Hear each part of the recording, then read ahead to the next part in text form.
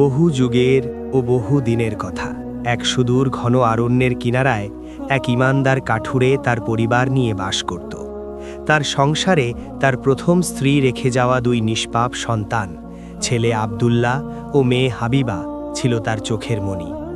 আব্দুল্লাহ ছিল বড় আর হাবিবা ছিল ছোট, কিন্তু দুর্ভাগ্যবশত তাদের সেই স্নেহময়ী জননী কিছুকাল আগে আল্লাহর ডাকে সাড়া দিয়েছিলেন। সেই একাকিত্ব ঘোচাতে কাঠুরে আবার বিবাহ বন্ধনে আবদ্ধ হল। কিন্তু তার দ্বিতীয় স্ত্রী এই ছোট্ট আব্দুল্লাহ ও হাবিবার সৎ মা তার আচরণের মতোই বিষাক্ত ছিল। সে বাচ্চাদের দেখলেই বিরক্ত হতো এবং মনে মনে ষড়যন্ত্র আঁটত যে কিভাবে এই নিষ্পাপ আত্মাগুলোকে জীবন থেকে দূরে সরিয়ে দেওয়া যায়। কথায় কথায় সে তাদের শাস্তি দিত, কঠোর পরিশ্রম করাত এবং পেট ভরে খেতে দিত না।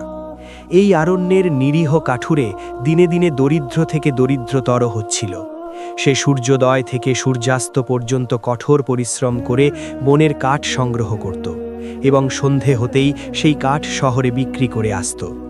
তার এই অক্লান্ত চেষ্টা শুধু কোনো মতে তাদের খাদ্যের সংস্থান করতে পারত। ঠিক সেই সময় পরীক্ষার মতো এক মহা দুর্ভিক্ষ নেমে আসলো পুরো জনপদে। মানুষ, পশু পাখি সবাই ক্ষুধার জ্বালায় কাতর হয়ে পড়ল। এই সংকটাপন্ন পরিস্থিতিতে তাদের দৈনিক খাবারের যোগান দেওয়াও অসম্ভব হয়ে উঠল। এক রাতে দুশ্চিন্তাগ্রস্ত কাঠুরে তার কুটিরের নিঃশব্দ অন্ধকারে বসে গভীরভাবে ভাবছিল। তার নিজের জন্য তার এক বিন্দু চিন্তা ছিল না, তার সমস্ত চিন্তা ছিল তার কোমলমতি ছেলেমেয়েদের ভবিষ্যৎ নিয়ে। সে দীর্ঘ আহাজারি করে তার স্ত্রীকে বলল, প্রিয়তমা, এখন আমাদের বাঁচার পথ কি? এই দুর্ভিক্ষের সময় আমরা আমাদের এই ছোট্ট সন্তানদের কিভাবে প্রতিপালন করব? আমাদের ভাণ্ডার তো প্রায় শূন্য। এই কথা শোনার পর সেই নিষ্ঠুর সৎ মা, যে কিনা সবসময় তাদের পথ থেকে সরাতে চাইত, সে সুযোগ লুফে নিল। সে তৎক্ষণাৎ উত্তর দিল, কাল আমরা একটি মিথ্যে অজুহাত দেখিয়ে অনেক দূরে এই গভীর অরণ্যে তাদের নিয়ে যাব। সেখানে আমরা কিছু কাঠে আগুন ধরিয়ে দেব, যাতে হিংস্র জীবজন্তুরা তাদের কাছে না আসতে পারে।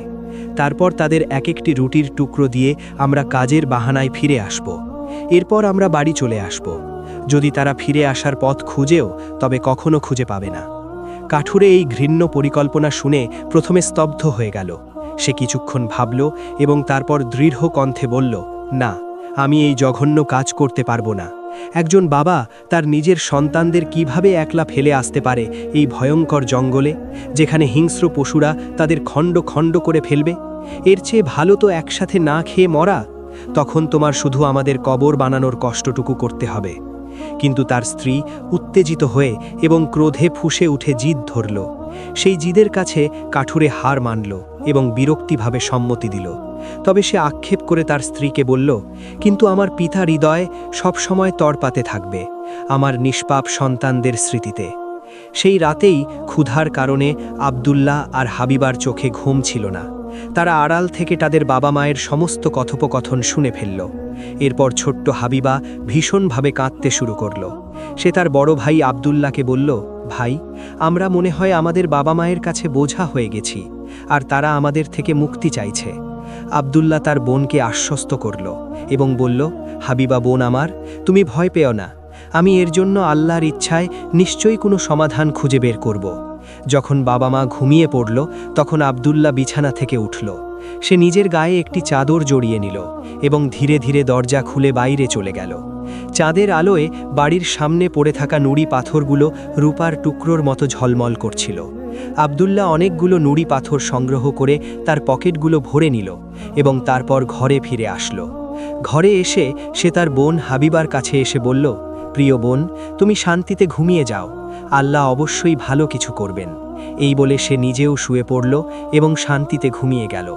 পরের দিন সকালে সূর্য ওঠার আগেই কাঠুরের সেই নিষ্ঠুর স্ত্রী এই দুই শিশুর কাছে আসলো এবং তাদের জাগিয়ে বলল, ওঠো বাচ্চারা, তৈরি হয়ে নাও, আজ আমরা অরণ্যে যাব কাঠ কাটতে।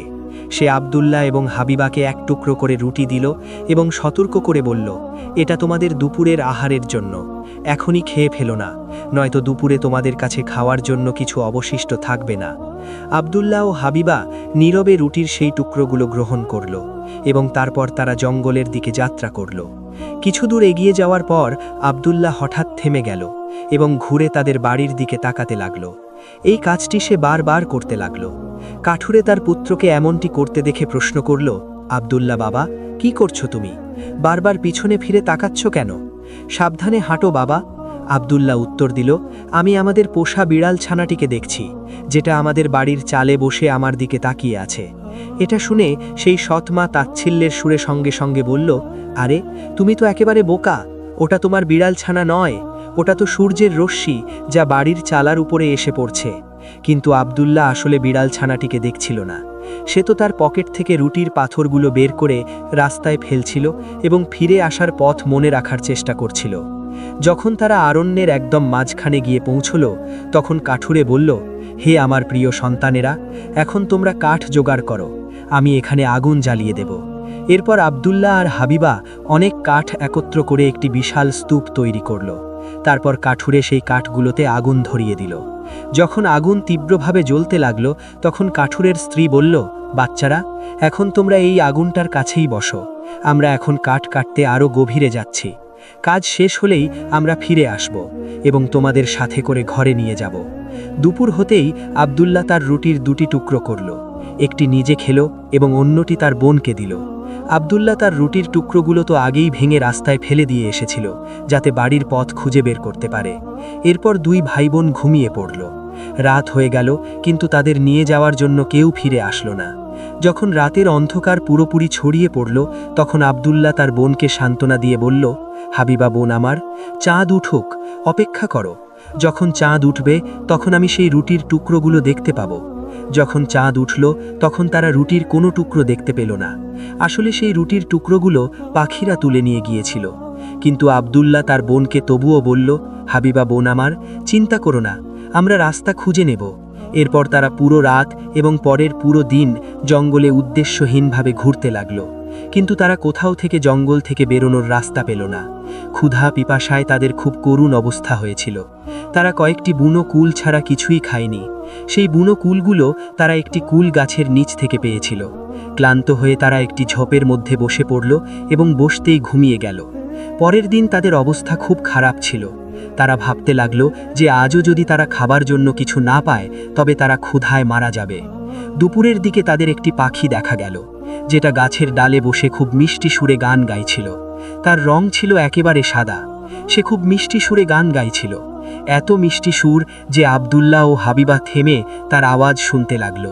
তারপর সেই পাখিটি ডানা ঝাপটে উড়তে লাগল। একদিন একজন কাঠুরিয়ে তার স্ত্রী এবং তার দুই সন্তানের সাথে জঙ্গলের পাশে বাস করত। তাদের সন্তানদের নাম ছিল আব্দুল্লাহ এবং হাবিবা।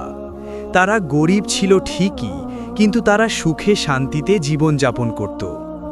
একদিন সকালে তার কাঠুরিয়ের বলা হয় যে আজ আমার সন্তানেরা কি খাবে, কারণ আমার কাছে খাওয়ার জন্য কিছুই নেই। তখন সেই কাঠুরিয়ের স্ত্রী বলে যে আমার একটা কথা মনে পড়ছে।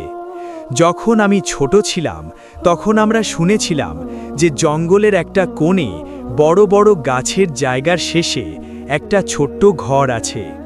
যে নবীর কাছে প্রার্থনা করে, আল্লাহ তাকে এতটা সম্পত্তি দেন যে তার সারা জীবন খুশিতে কেটে যায়। কাঠুরিয়ে জঙ্গলের মধ্যখানে এসে অনেক খোঁজাখুঁজি করলে সে একটা ছোট্ট ঘর দেখতে পেল। সে ঘরের মধ্যে ঢুকতেই সে দেখতে পেল যে সেখানে একজন বিরাট হাবশী নবী বসে আছেন, যার চোখ আগুনের মতো জ্বলছিল। সে বলতে লাগল যে, হে নবী, আমি অনেক গরিব, আমার কাছে দুই সন্তান আছে, আমি তাদের খাওয়াই কিভাবে এটা আমার জানা নেই, আমার কিছু সাহায্য করুন। এই বলে সে তার সমস্ত কাহিনী শোনাল। নবী সেই কথা শুনে তার কাহিনী শুনে অনেক দুঃখ পেলেন এবং তাকে একটা ছোট্ট বাক্স দিয়ে বাড়ি পাঠিয়ে দিলেন। কাঠুরিয়ে যখন বাড়ি ফিরল, সেই ঘরের মধ্যে ঢুকতেই সেই বাক্সে সেই হকপকটির মতো আওয়াজ করতে লাগল। কিন্তু ঘরের মধ্যে ঢুকতেই তার পথে কোনো কারণে সেই বাক্সটি সেখানে পড়ে গেল। আর বাক্সটি পড়ে যাওয়াতে তার মধ্য থেকে অনেক স্বর্ণ মুদ্রা বাইরে এসে গেল। এটা দেখে তার স্ত্রী খুব খুশি হয়ে গেল এবং বলতে লাগল যে এখন আমাদের গরিব থাকার কোনো দরকার নেই। এইভাবে তাদের অনেক দিন সুখে শান্তিতে কেটে গেল। একদিন তার স্ত্রী অসুস্থ হয়ে মরে যায়, যার ফলে কাঠুরিয়ে একা পড়ে যায় এবং তার সন্তানদের দেখাশোনা করার কেউ থাকে না। কিছুদিন পর কাঠুরিয়ে দ্বিতীয় বিয়ে করে নেয়, কিন্তু তার স্ত্রী তার সন্তানদের সাথে ভালো ব্যবহার করত না।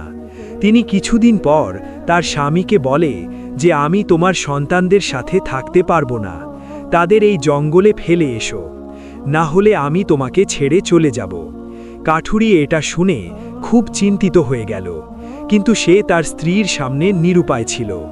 তাই সে একদিন সকালে তার 2 সন্তানকে জঙ্গলে নিয়ে গিয়ে সেখানে ফেলে এলো।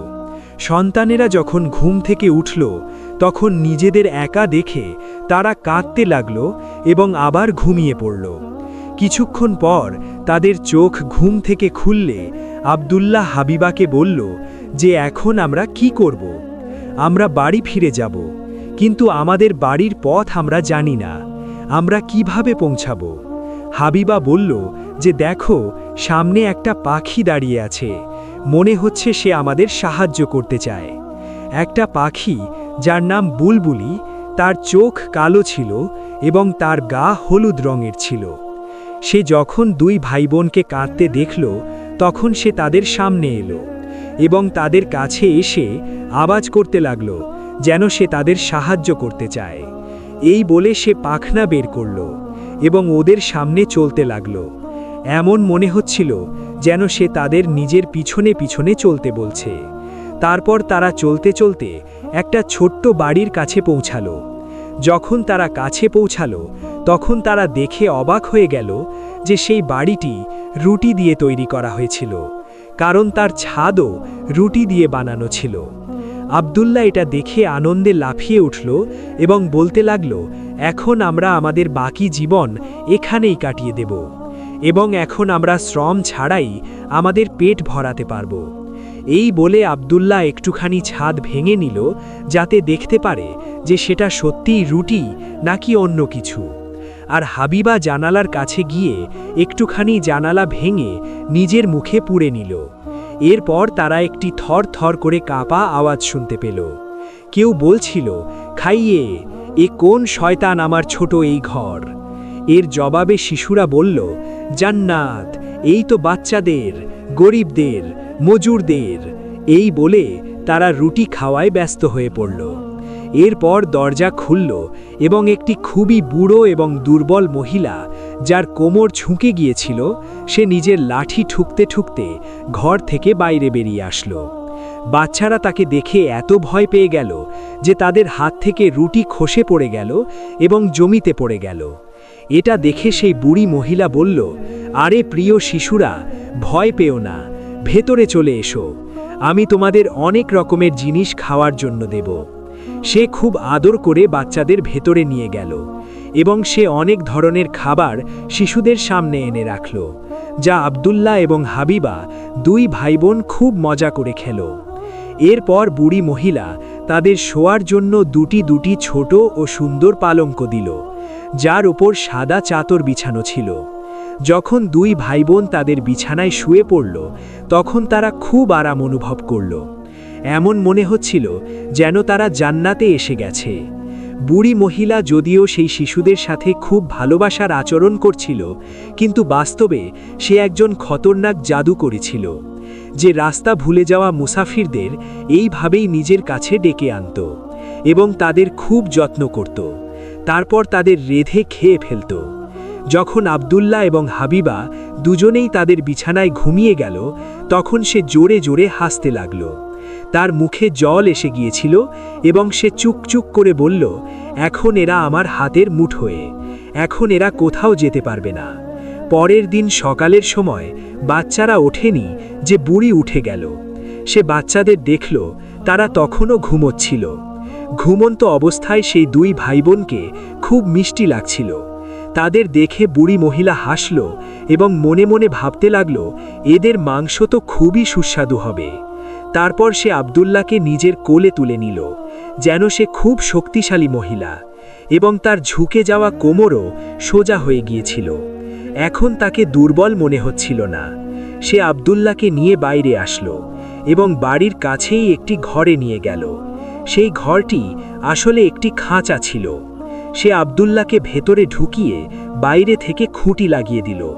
সে যতই চিৎকার করুক, কিন্তু তার আওয়াজ সেখানে শোনার কেউ ছিল না। এখন বুড়ি মহিলা ঘরে ফিরে আসলো এবং হাবিবা তখনও ঘুমোচ্ছিল। সে এটা জানতো না যে তার ভাই তার কাছে নেই। বুড়ি হাবিবাকে জোরে ঝাঁকুনি দিল। হাবিবা ভয় পেয়ে উঠে গেল। সে অবাক হয়ে বুড়ি মহিলার দিকে তাকাতে লাগল, যার চোখে ভালোবাসার বদলে রাগ ছিল। সে রাগে বলল, ওঠ অলস মেয়ে, চল জল নিয়ে আয় এবং তোর ভাইয়ের জন্য কিছু রান্না কর। যখন সে খেয়ে খুব মোটা হবে, তখন আমি তাকে খেয়ে ফেলব। হাবিবা যখন এটা শুনল, তখন সে চিৎকার করে কাঁদতে লাগল। কিন্তু এখন কান্নাকাটি করার কোনো ফায়দা ছিল না। হাবিবা বেচারি এখন সেটাই করত যেটা তাকে করার জন্য বলা হতো। আব্দুল্লাহর জন্য খুব ভালো খাবার রান্না করা হতো, কিন্তু হাবিবা বেচারির কপালে বাকি থাকা খাবার জুটত। বুড়ি মহিলা প্রতিদিন খাঁচার কাছে যেত এবং চিৎকার করে বলতো, আব্দুল্লাহ, তোর আঙুল বাইরে বের কর, যাতে আমি এই ব্যাপারটা আন্দাজ করতে পারি যে তুই কতটা মোটা হয়েছিস। আব্দুল্লাহ এর বদলে একটি হাড় তার হাতে ধরে দিত। বুড়ি জাদুকরি, যার দৃষ্টিশক্তি খুব দুর্বল ছিল, সে এটা দেখতে পারত না যে এটা তার আঙুল নাকি অন্য কিছু। সে প্রতিদিন সেই হাড় ধরে দেখত, তো পেরেশান হয়ে যেত যে কি ব্যাপার, আমি প্রতিদিন একে এত ভালো খাবার খাওয়াই, তবুও এ মোটা কেন হয় না। এইভাবে 4 সপ্তাহ পার হয়ে গেল। এখন বুড়ি মহিলার জন্য ধৈর্য রাখা কঠিন হয়ে গেল। সে বলতে লাগলো যে এখন যাই হোক না কেন, আমি এই ছেলেটিকে খেয়ে ফেলব। সে হাবিবাকে ডাক দিল, এ মেয়ে জল নিয়ে আয়। আব্দুল্লাহ মোটা হোক বা পাতলা, আমি কাল সকালে তাকে রেঁধে খেয়ে ফেলব। বেচারি হাবিবার অবস্থা করুণ ছিল। সে বেচারি ফোপাস করে কেঁদে কেঁদে কাঁদছিল এবং জল আনছিল। সে বেচারি কাঁদতে কাঁদতে বলতে লাগলো যে হে আল্লাহ, আমাদের সাহায্য করুন। এর চেয়ে ভালো তো এই ছিল যে আমাদের জঙ্গলেই হিংস্র পশুরা ছিঁড়ে খেয়ে ফেলত, যাতে আমরা 2 ভাই বোন একসাথেই মরে যেতাম। বন্ধ কর এই কান্নাকাটি, জাদুকরি বিরক্ত হয়ে বলল। পরের দিন হাবিবা বাইরে আসলো।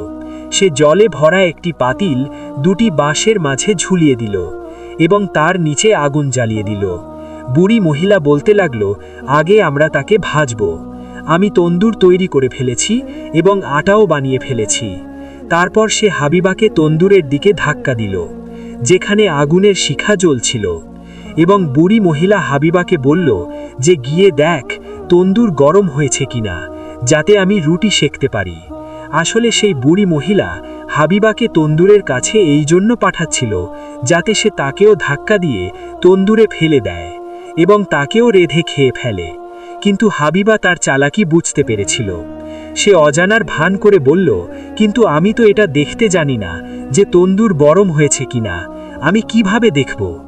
এরপর বুড়ি মহিলা বলতে লাগলো, আরে কাজ এড়িয়ে চলা মেয়ে, এই তন্দুরের মুখ এত বড় যে আমি আমার মাথাও তার ভেতরে ঢোকাতে পারি।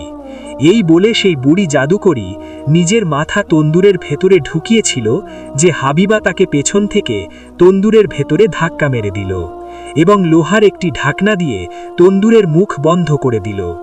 বুড়ির ভয়ঙ্কর চিৎকারে পুরো জঙ্গল কেঁপে উঠল। সে ভীষণ